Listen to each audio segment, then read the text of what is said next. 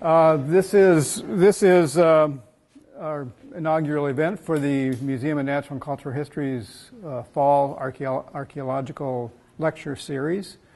My name is Tom Conley. I'm head of the Archaeological Research Unit for the museum here. This year,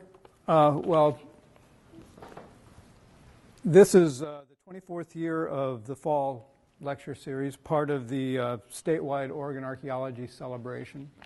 So all around the state of Oregon in the month of August, and lapping over on either side, there are talks and programs relating to archaeology all over the state. So look those up and find something that amuses you. This year, the series focuses on Native American scholarship and practice in cultural and museum studies. Next week, our speaker is Dr. Dina Dart, next Friday. Dina is a Chumash tribal member. Her talk will be Indigenizing Cultural Practice, Curatorial Practice. She is a former curator of Native American art at the Portland Art Museum. Dina will explore the ways that American cultural museums reproduce and represent historic European American narratives. Dina was also instrumental in developing with her students a current exhibit at the Lane County History Museum that is worth your while to go and visit.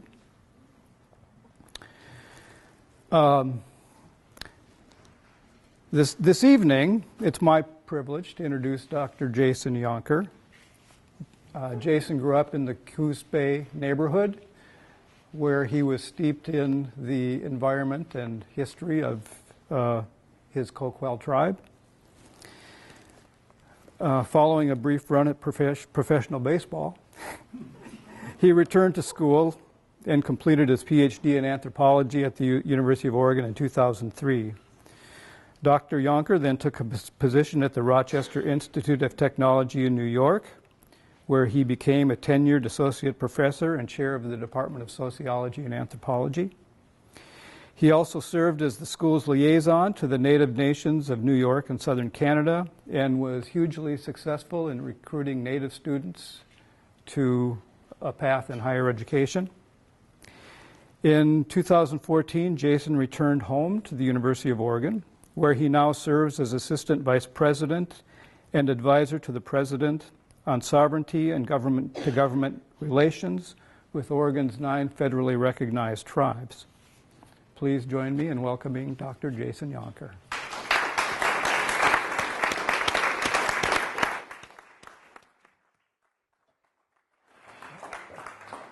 I did notice one thing you said. Jason lived in Coos Bay with his tribe, as if I owned it.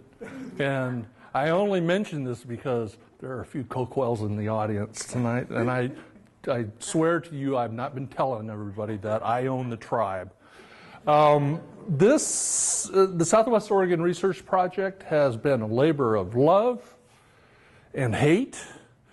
It was a lot of work, but it has produced 18 masters and dissertations.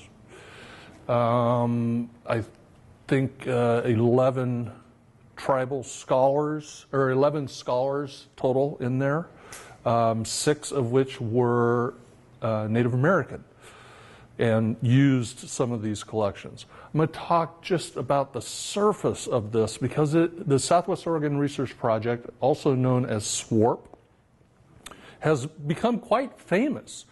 And had I known it was going to be famous, I wouldn't have named it SWORP, which sounds much like a burp, but it started in 1994. I had just returned to Coos Bay. I finished my master's degree. I went home and in 1993, actually, and was going to teach like my parents. And my tribal council set me down. They said, we don't need any more teachers. My father was a teacher. They were all looking at him when they said that. We don't need any more teachers. We need somebody to help manage the cultural resources for the tribe. Would you consider going to the University of Oregon, working with John Erlandson and Donna Moss, Tom Connolly, all of these people that we had been working with all along? And whenever a senior member of a tribe or your elders ask you to consider something, it just means go and do. So I ended up at the University of Oregon, and it was the first time I had ever had an anthropology class, ever. And I was in a doctoral program at the University of Oregon. Why they accepted me, I have no idea. But I became involved with on a daily basis with my cousin, who I call my uncle, George Wasson. And Uncle George said, we need to go to Washington, D.C. and see if we can find any documents about the Coquille. Now, you have to think about the Coquille's history, which provides the foundation, the context for why we need to go to Washington, D.C., where the National Archives are, the National Anthropological Archives are, the National Archives at College Park, the Smithsonian Archives. All of these things exist way, way, way over there and are not accessible to us who need them over here. And George was really visionary in this whole process. He said, we'll go back there, we'll copy everything we can, and we'll create a central archive at the University of Oregon, and we can all use it for our whatever research we're in. So George started to write a grant. I put some final touches on it. We submitted it to the National Museum of Natural History, and they said, yeah, come on out, provide your own funding. Okay. So we went to our tribe and said, this is what we would like to do. And Bruce Anderson and Troy Anderson and the tribal council, they all said, yeah, we need to do this. And George had a very persuasive aura about him. And so we all went, 4 of us. Denny Hockema, George, myself, my brother Sherrod, we all went to Washington, D.C. We also, later on in that trip, in 1994, we brought along Mark Tveskoff, Scott Byram, Dennis Griffin,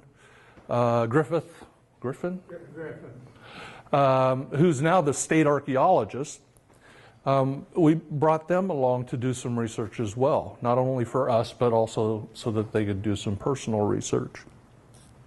So the Coquille, are an upstart in the 1990s. We had only recovered, well, we're still recovering from termination, but our first major step was restoration in 1988. So 6 years later, we're going to Washington, D.C. to find anything we can about the Coquille. And the experience wasn't necessarily one that you would find that was just informative, but it was validation. All of the things that we had grown up with and heard about, we were finding those kinds of documents in Washington, D.C. And that's kind of where I want to start with all of this. It wasn't about finding proof. It was about validating personal stories, stories of the harsh realities of the reservation, the Great Coast Reservation. I don't know what was great about it. It shrunk into Siletz and Grand Ronde.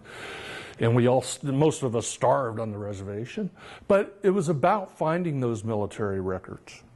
So when we arrived in Washington, D.C., Joellen Archambault, who was the director of the American Indian Program there, said, okay, here's your offices, and don't even mention the word repatriation. I said, okay. And she said, if if death and bones freak you out, don't go near the green boxes. The halls are lined with green boxes. And it's kind of like a scene out of Indiana Jones when they're putting the Ark way in the back. That's what it's like in the museum. Green boxes as far as you can see. So there wasn't any way of getting around that kind of situation. She also said, you're a very small tribe. You probably won't find very much. So we'll go ahead and pick up the cost of your photocopies. Now there was, I must let you know that there was SWARP 1 in 1995, and then there was SWARP 2 in 1999. SWARP 2, they did not offer to pay for our copies. SWARP 1 was incredible. We were finding things that we couldn't have possibly imagined. Wordless, with Coquille language, wordless. And not only were they wordless, but they were collected from relatives that we knew. Voice recordings. The first time I ever heard my grandmother's voice was when I was in Washington, D.C. My dad is the youngest child, and so by the time I was born, she had already passed. So and I actually brought the CD today. It's back there. It says Nellie Younker. And of course, I distributed it amongst everybody in the tribe, telling them how important my grandmother was.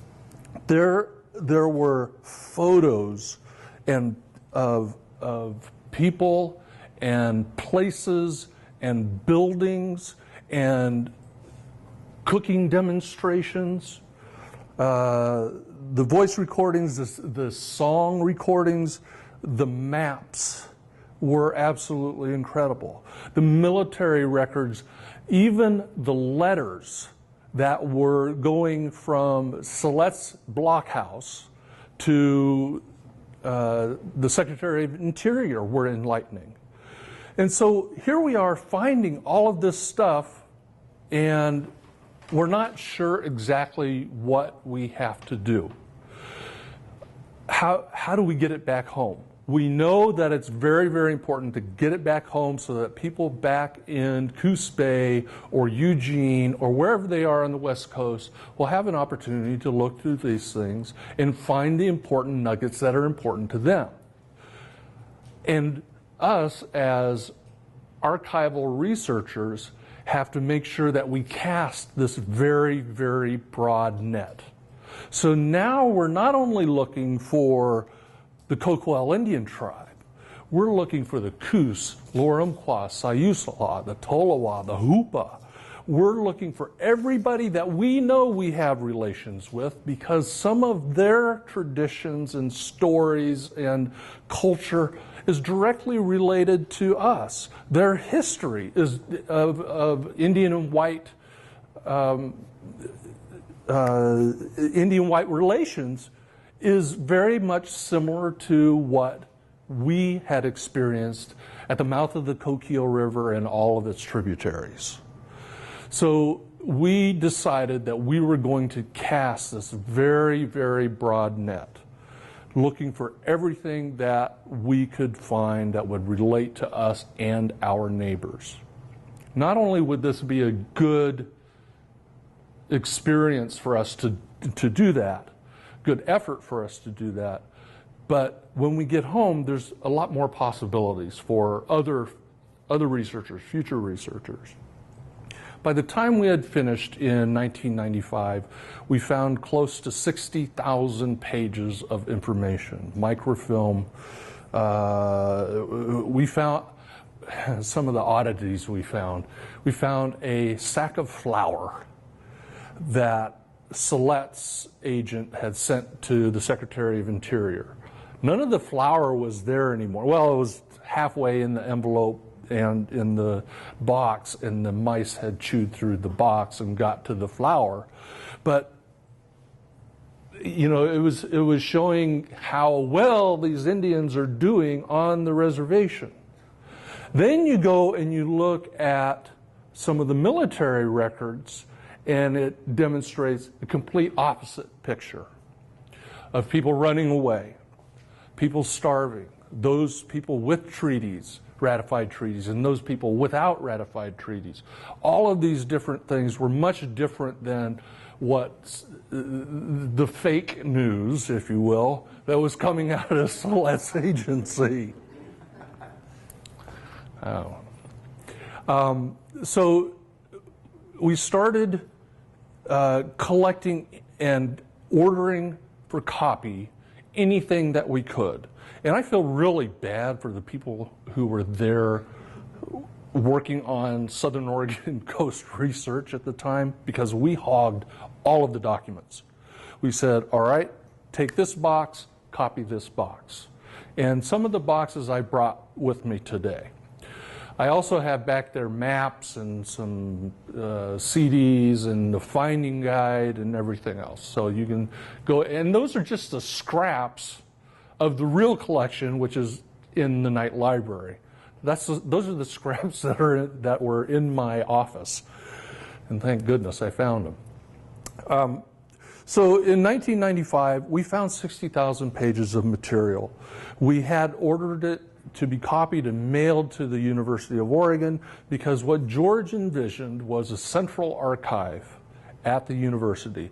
The university had the ability to curate all of those items, whereas the tribes were just recovering from many, many years of termination and disarray. So we started talking about how we would limit access to culturally protected things, and how we might get information to the other tribes. And I said, well, why don't we think about a potlatch? And because potlatch, as you know, is a Chinook word. It simply means giving. And we hadn't had one of those for 150 years, since we were all on the reservations. We hadn't had anything like that. And so George said, yes, we should do that, gave the blessing, and all of a sudden, the next thing you know, see, he had this way of convincing people to do work. And he sat around and supervised.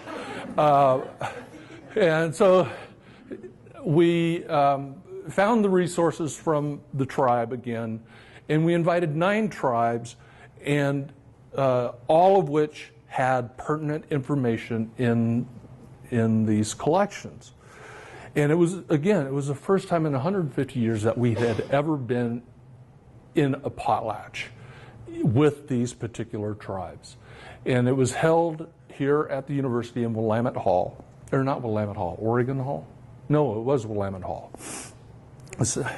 Yeah, I do work here. I don't know where I'm going, but and it was, and there was actually a little film done that we did, and the Tolowa feather dancers came and they sang and they danced, and we had a gigantic meeting, and everything was just perfect until. Now you guys have much better chairs here, but our chairman, we decided to save some money and go with the cheaper chairs, and our chairman collapsed one of those chairs at a very quiet moment during the program, and then he had to stand the whole rest of the time, which was great. He's my cousin, so it's all right. He swears I did it on purpose. Which maybe. So we had a wonderful potlatch, and Joellen Archambault came out from the Smithsonian, and she said this single-handedly was the best project she's ever sponsored, and single-handedly the most expensive project she's ever sponsored. It didn't cost her anything to get us out there or anything like that. It just cost her a lot of money in copying costs. And we're not talking about just normal paper. We're talking archival quality paper. But she made the invitation right then and there. Anytime you guys want to come out and do some more work at the archives, come on out and I will host you, but I'm not paying for your copies. And so we started thinking about, well, I thought we already found everything. 60,000 pages is a lot of stuff. And what we learned is when you think you've found everything, go look again because you didn't. And this second effort was led by Mark Tveskoff and David Lewis, and they found an additional 50,000 pages of information. So now we have 110,000 pages. Again, the broad net. We're looking at all of Oregon and all of the neighboring tribes in Oregon. So when you think about that, you think about the Paiute and the hundreds of Paiutes, different bands and tribes of the Paiutes, and then the Nez Perce, and just a number of, it just gets really, really big. We tallied up how many tribes we needed to invite. Once we finished with that for a second potlatch, and it was 54. So we had to invite 54 tribes. Mark and David, they were successful in locating treaties, and many of the treaties were old, and we were unable to photocopy them because of the age. They took photographs of them. They noted instead of signatures that men would sign with blood on a little piece of cloth, and then they would adhere that cloth to the treaty. And what mattered most in all of these archival efforts was that it always concluded with a gift-giving ceremony. And so when all of the materials arrived at the University of Oregon, the U of O started copying for all of the 54 tribes and putting in these archival boxes all of these different collections, because the dream of George was not only to have that central archive at the U of O, but to have these regional archives within the tribes, the papers that pertain to them and their neighbors over here, to the Coos in Lower Umpqua and Siuslaw, their papers over here, and all of the tribes that surround them. And so what you have now in SWARP is a central archive at the U of O, which many people are coming and looking at all the time.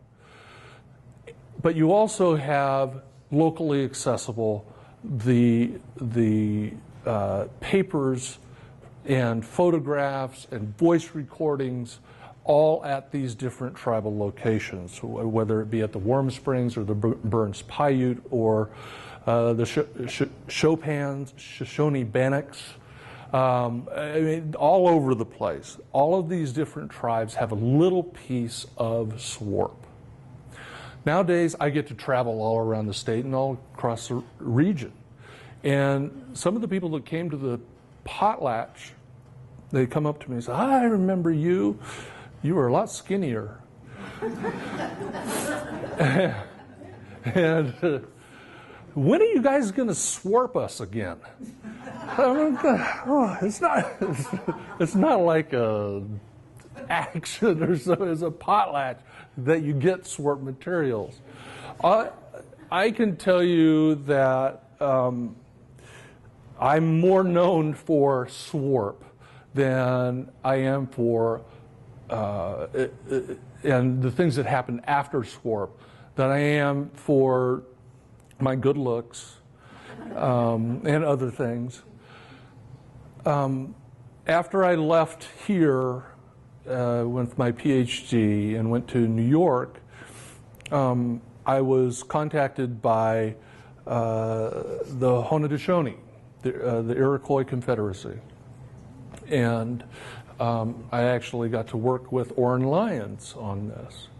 And they said, you know, we heard about SWRP, and we would like you to go down and get some stuff for us. And we don't have any money for you. Well, that's an anthropologist's life, isn't it? And so I was able to take a couple of researchers with me. We went down. It was a lot closer. We drove down, stayed down there for a week, and we returned with about 18,000 pages of simply linguistic documents. And now they have a very thriving language system out there between the Six Nations. And so right now, the HonanOni Archival Research Project, I did a lot better on this one, HARP. They are currently using what they're getting out of that archive to create a digital, not only a digital database, but also an app for a smartphone so that you can hold a conversation about anything in Seneca, anything in Oneida or Akwesasne. So, you know, it has gone well beyond just a group of 4 trying to figure out what's there, being a very small tribe, to other tribes hearing about this could be something really, really important for us. We don't know what's there, but it could provide us with stuff. Not necessarily for education, but for validation. And that's what, I mean, that's what it was for the HonanOni as well. They were using words for run, the word run. And they had a very limited bunch of words that they had. They were using approximately 30 or 40 different words that all meant run. And for example, run as in, yes, I'm running, but run, I'm running slow, I'm running fast, I'm carrying something and running, I'm running that way, I'm running this way. They use the documents in HARP to identify 112 ways to say run. And the researcher who's working with HARP, he's a PhD student now in computer science, he said, thanks a lot. I only knew 30 ways. Now I got to do all 112. But he has used this as just an example of how complex the society was, how complex the civilization was, how civilized the Indians were. And again, we knew that. And these documents share with us, they validate what we already knew, but has been buried over time. The University of Montana contacted me while I was in New York, and they said, we want to do an archival project for the Montana tribes. I said, all right, I'll meet you down there. So they all came out. They didn't like my acronym. I can't even remember what it was, but they came up with a worse one than I had. They came up with NOMAP. It was Natives of Montana Archival Project. So NOMAP, which actually kind of is funny. I'll tell you the story later, but they came down and they blew all of us away because you have the Plains tribes, and I don't know, they had 500,000 documents that they came home with. And so they're going to be spending a good long while, more than 22 years, trying to figure out how do we get this stuff into usable form. Because once you find a bulk of paper, you have to figure out what's usable in that. And that's the challenging part.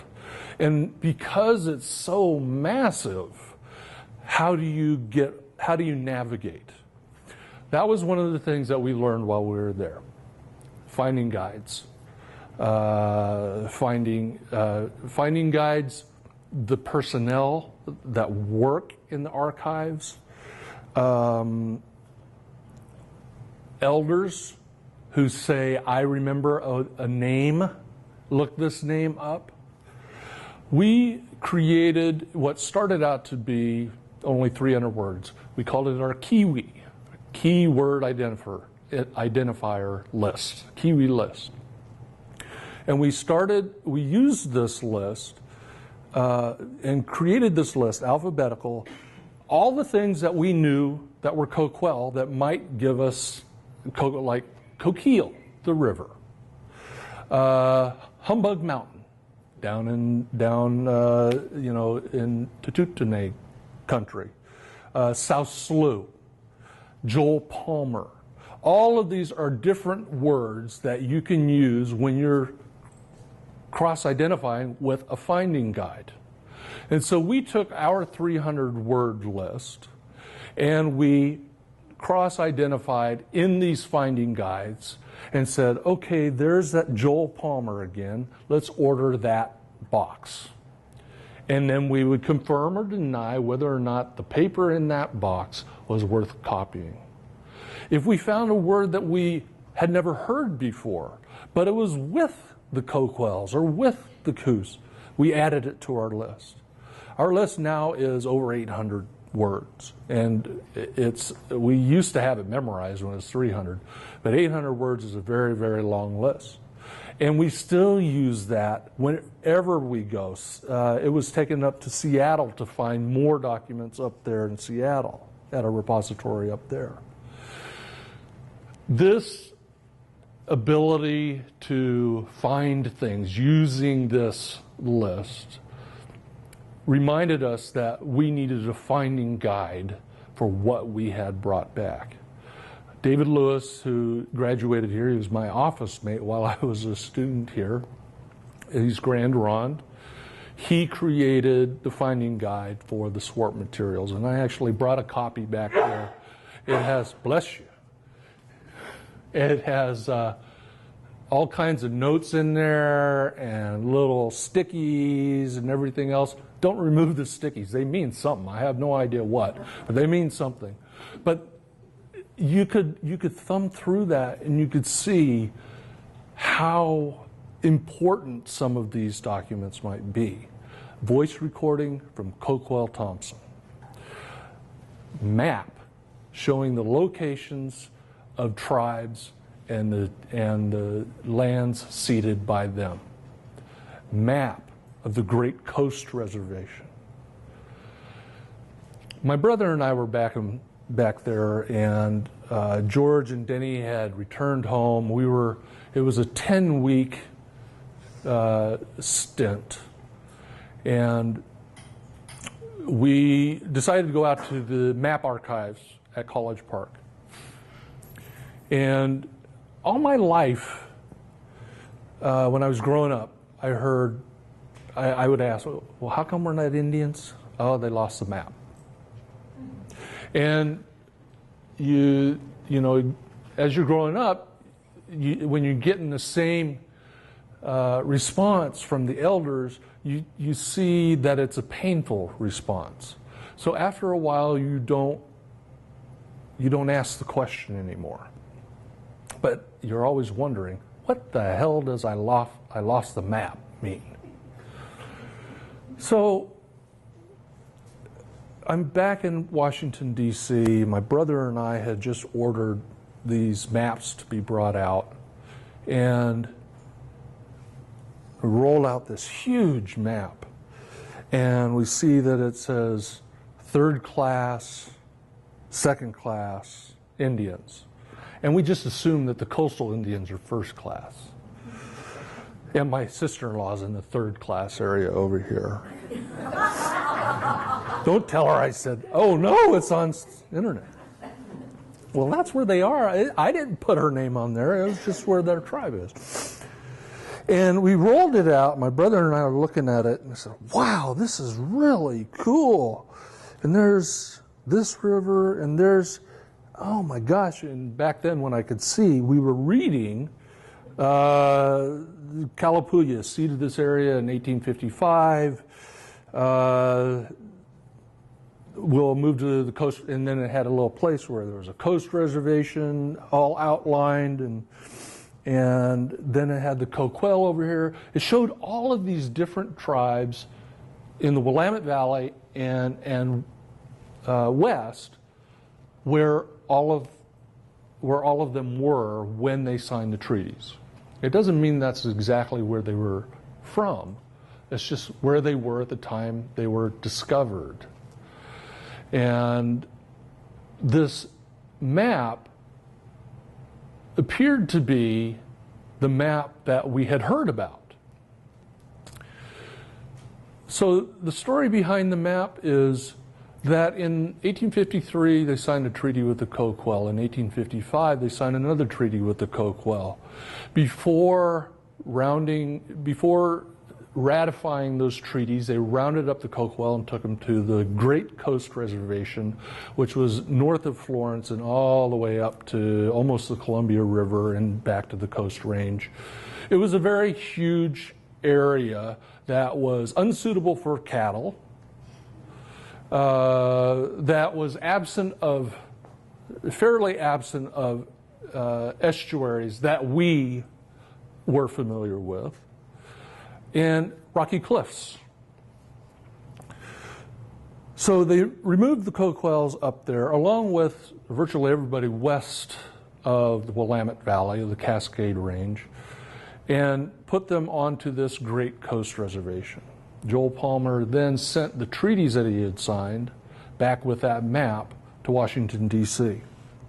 The map got lost on the way, but the treaties arrived.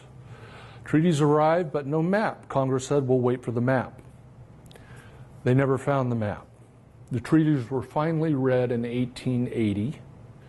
By then there was no Indian problem because the reservations had been shrunk in 1865, and the Indians had run away. Or they died on the reservation because none of the treaty provisions arrived because the treaties weren't ratified. So here we were looking at this magnificent map that was yellowed and it was very articulate, and you could really read it much better than you could read that photocopy back there. And we looked at each other and we said, this is the map that they lost. And I'm getting shivers right now. And I'm thinking to myself, oh my gosh, so we're going to have to get a copy of this. We copied so many maps they had there, but that was the one that we copied and we took home with us right then and there. We didn't wait for them to mail it. So we rolled that map up, and that actually is the map that I rolled up. And when we got back into Coos Bay, we had spent nearly, on that trip, nearly $75,000 of the Coquilles to just fund this. And so they wanted a report. And so we started telling them of all the different things that we had seen, all of the different things that we had found. And we rolled out the map. And we said, and this is the lost map. And people wept because that was the reason they weren't Indian. Since 1850, we weren't Indian. We were Indian during the Indian Claims Commission era, but that was followed by, relocation and termination and everything else. But this particular map was the reason that we couldn't call ourselves Coquille. Apparently, I'm not very good at being anything else. Look at me. But there were a lot of old Coquille that remember the story, remember getting the same response that I did. I just happened to be growing up where there were a lot of Indians around, and a lot of Coquilles, Coos, and they'd say, oh, they lost the map. Well, they lost the map. And finally, we had the map. If there was one thing that reflects success of SWRP, it's because of that particular map. We had no problem getting money from them after that. When it was all said and done, potlatches, swarp expenses, copying, stuff like that, the Coquilles had given close to $250,000. That's a lot of money, but it's going to fund a lot of new wisdom in the future. It was more of an investment for us than it was an expense. How long am I supposed to talk? 30, 40 minutes. How many minutes have I talked? I don't know. I'm live streaming you. 6:13. All right, I've talked for 45 minutes, so I guess I better stop. We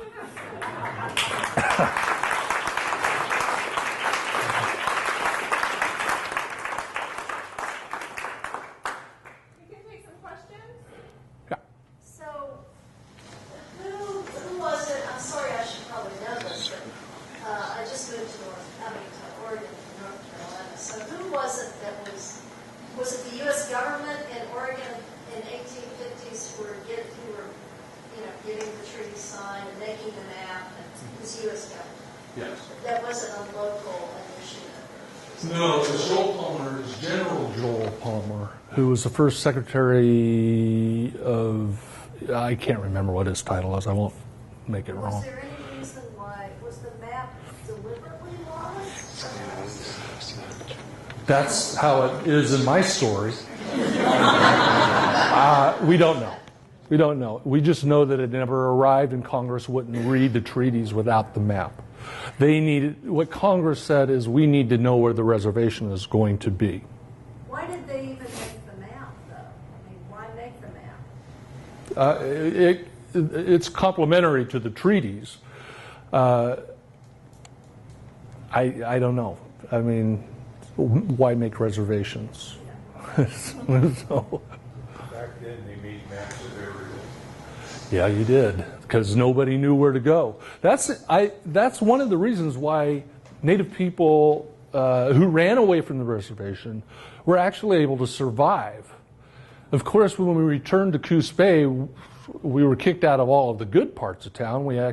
Charleston was the place, that's the slums of Coos Bay, and South Slough, and that's where everybody went. We were fantastic timber cruisers and fishermen and laborers for cranberries and hops. We knew where to get things. So there was value for the indigenous population. You just couldn't be an Indian at that time. You couldn't marry an Indian at that time, even though half of the early settlers were married to Indians. That's what we did. We married our wives, our daughters to the new wealth. Other questions? Yeah. This is an immense number of documents, and obviously there's limited storage here. So, are there special places that these are being kept through the archive system here? We are currently trying to digitize the entire archive. Yeah. Why didn't they? I mean, 22 years ago, we were looking through microfilm, and we thought, whew, just order that microfilm. Because, you go to the first page and see that there's something on there, and you can just order it. Now, it's very difficult to navigate through there. You need an outstanding finding guide. You need to know what words are triggers to get into the right boxes. Even still with digitizing, it depends on how they set that up. I'm not sure. We have a Grand Ronde tribal member who is in charge of the University of Archives. And this was one of the things that she said she wanted to do when she came here for her interview. And, I mean, SWRP is attracting flies. Grand Ronders. Wait, are there any Grand Ronders in here? I'm kidding. Did SWRP actually influence Henry Zink putting together the lexicon for Chinook Wawa, which of course draws in many different Yep. Tony Johnson, who worked with the Grand Ron, he's the chair of the Chinook Nation. He used SWARP a lot for that, and the Grand Ron are continuing to use that. And again, that's why Jennifer O'Neill is taking such great interest in SWARP, is because that is the centerpiece. That is at the centerpiece of the Chinook jargon restoration, if you will, revitalization. Yeah. Can you say who's collecting all this documentation originally? Was it missionaries? Was it military? Was it government agencies? Yeah. Yes, all of those. Missionaries, military agents, government agents, pioneers, land stealers, gold rush people coming up in 1849 from San Francisco, you know. It's just about anybody. There was a story I read in there of when gold was discovered on the Rogue River. The Indians were ferrying the settlers back and forth across the Rogue River until a guy named Miller said, "You guys aren't doing it anymore, I'll do it." And they continued to ferry people over. So Miller hires some AWOL military guys to come over and to fire or burn down the village. And they said, they intimidated them for a while. Apparently, after a while, they decided to burn the village. And as they burned the village, they shot people coming out of the homes. Whoever survived went on. There's a little island right in the middle of the mouth of the Rogue River. On that island, they escaped to. They had no place to go. So the remaining inhabitants of that village went onto that island. By the time the Indian Affairs individual got down there, he couldn't even approach them because they were afraid. And they later on would ask him, "Well, what are we supposed to do when somebody shoots at us?" And he said, "Run." That was the direction. Miller later says, "I'll watch over them. I'll make sure nobody fires on them." But he would get paid to do so. So the original guy who burned down the village is now in charge of making sure that they're kept safe. I'm horrified at stories like this. I can't imagine what it was like to live in that time. And that's just one story among 100,000 pages. Where did that particular narration come from then? Miller didn't write it. The Indian agent write it? Indian agent. Yeah. Yep. He's this, and again, this is why the military correspondence is so valuable. And we're thinking military correspondence, why do we need military correspondence? But then we started reading through the letters, and this was in a letter where it might have been Joel Palmer himself wrote back and said, "What do I tell them? Run?" You know, it's I can't protect them. By the time I get down there, they have already served justice. So it was just a mass genocide in Oregon, and it really was an uncharted territory. It was decimated by disease before Europeans even got here, made it out west, and it's surprising that the remaining have survived. And we survived by running away from the reservation that was created in a lost map. Yeah. I'm not really familiar with this kind of research. It sounds an awful lot like continuing refinement. Because you refer to boxes, and I imagine that you might all be boxes that are related to an individual or an event starting to go through an early really seeing what that means. And then with digitizing now, you have a greater opportunity to cross-reference. So something that's sort of kept in this box, but is relevant to this box, is now much more. Is that what you're doing? Is that what I'm doing? No. That's what a trained archivist will do, hopefully, is create a better way of finding things. We were cracking rocks back in Washington, D.C. Hopefully they will have built the fire when Jennifer O'Neill's done with it. It's very difficult to go through, and when you go back there and take a look at some of these pieces, you'll see that not only is it very difficult to figure out what piece of the puzzle this is from, but it is very arduous reading, the way they wrote, the way they taught, and you're reading a third-generation copy. You know, I can't see today because of those stuff. It is really difficult. The map that you see laid out back there, this map, it's very difficult to read. I had it digitized by, I worked at a tech institution, Rochester Institute of Technology, and they had this fancy new equipment to take large-scale photos and digitize at a very high resolution. They asked me if I had anything I wanted digitized. I digitized this.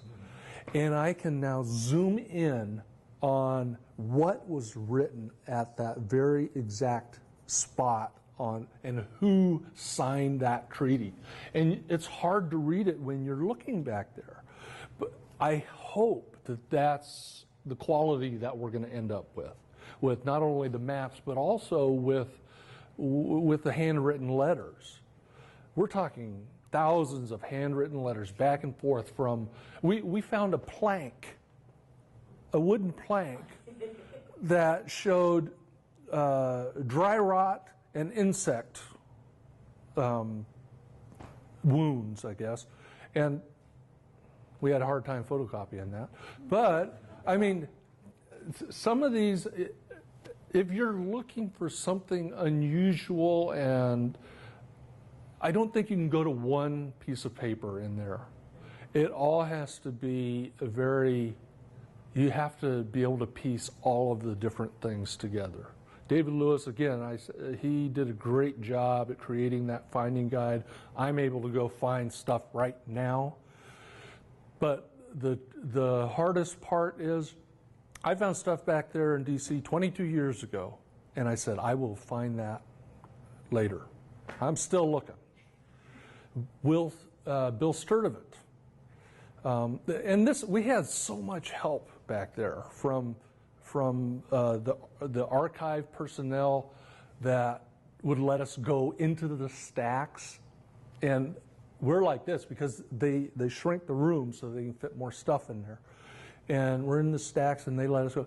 We had flown out some microbrew from Deschutes Brewery, and this was right after the Oklahoma City bombings, and they put up big metal detectors and everything else. And we had been there so much, security guards just let us go through there with a case of beer. And we took that up to them, and they were very helpful. They said, oh, maybe you should check out this and this and this. You always have help. We went up there later in the afternoon. There they were drinking it. It was like 10 o'clock, 11 o'clock. I said, well, we couldn't let it go warm. Bill Sturdivant, he warned us. He said, when you find something, make a copy of it and take it with you right now. And for a lot of the stuff, we didn't do that. We said, oh, we'll be able to find it. That map was one of the ones that we're glad that we didn't wait to get mailed to us. Yeah. I know Dr. Stetskop is a historian, right? What's that? Dr. Stetskop is a... Oh, yeah. Mark is a historian, so was that how he got into was he looking through documents mostly? He's an archaeologist, and with an incredible memory. And he started getting into the Rogue River Wars back when we were doing SWARP stuff. And he started doing all of, not only did he start doing research back then, and now as a formidable historian, anthropologist, telling the tales of the Rogue River Wars, but it started with him being able to say, okay, this is what I'm going to focus on, and I'm going to pick up everything that I possibly can. If I had any advice for any individual who wants to start with that, I would say know what you're looking for first. Don't go in there and say, okay, let's find something. Know what you're looking for first, and then you go to the finding guides and you start picking out what you can. And pretty soon it's a big web from one document to another box. And you find a document in there, and that leads you to another box. It is a mystery every time you go to do research. Was he already at SOU when he started, when he did the SWORP? Nope. He was here. We went to graduate school together. I was a much better student than him. I hope that makes it to Ashland. We have time for one more. One more question. Yeah. Can you tell the significance today, the time when you found the map and wrote that, what the significance was in terms of any transitional rights or anything like that? U.S. government is not giving rights to Indians very much anymore. The map doesn't give us any leverage.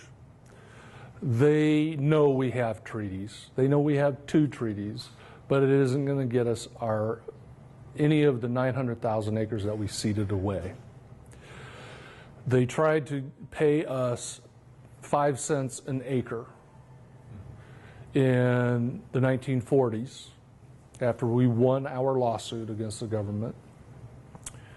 And that evaluation was based on the 1850s value of 900,000 acres. Before the gold, before the timber, before the silver, before the coal was stripped away. They gave each head of household a $1,000 check, and most of them turned it away. So we have learned, and many tribes have learned, that your preservation is up to you. We can use things like this as reminders, but it doesn't get us anything. It won't get us anything in this administration, I can tell you that. You can guess my political party, I suppose. Independent. And I would love it if we were able to take our treaties and say, give us back our land, or value the land for what it was worth, not 5 cents an acre. I don't think the money matters to the tribe. We would much rather have it be ceded land and available to us in the future than to press the point, receive a payment, and not have it available to us in the future. But the map for us solves mysteries for individuals, because I wasn't the only one who was going, what does that mean? Now some of these things are explaining them to me. It's validating some of the things that my father would teach me and tell me. The importance of South Slough. This was all yours. Importance of South Slough. And that's wonderful stuff to have in your back pocket, are these documents. We had a hand, one more. Yep. This is an encore question.